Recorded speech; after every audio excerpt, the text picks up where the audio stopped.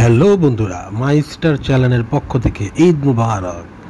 Shakib Khan superstar, দুই বাংলার মহা সুপারস্টার তুফান ছবির মাধ্যমে সকল দর্শকের হৃদয় জয় করে নিল।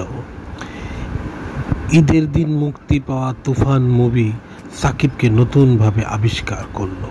প্রথম দিনই আয় করলো 1,50,00,000 টাকা এবং আজ দশম দিন পর্যন্ত সাকিব খানের তুফান মুভির আয় 25,85,00,000 টাকা এবং 28 তারিখ সুইডেন, লন্ডন, আমেরিকা এবং অনেক দেশে মুক্তি পেতে যাচ্ছে সাকিব খানের তুফান।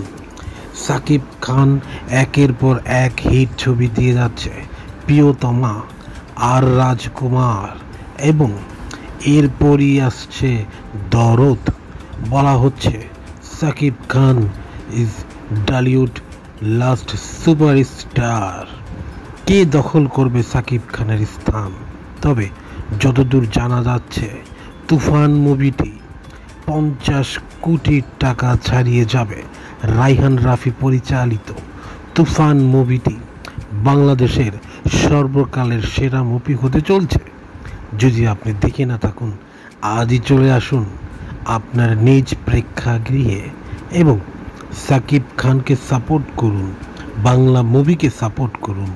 প্রশংসায় ভাসছে সাকিব খান এবং সকল রেকর্ড ভেঙে চুরমার। জিৎ, দেব, প্রসেনজিৎ প্রশংসায় পঞ্চমুখ এবং আসছে তুফান 2। তাই আশা রাখলাম আপনারা পাশে থাকবেন, সাবস্ক্রাইব করবেন। ধন্যবাদ।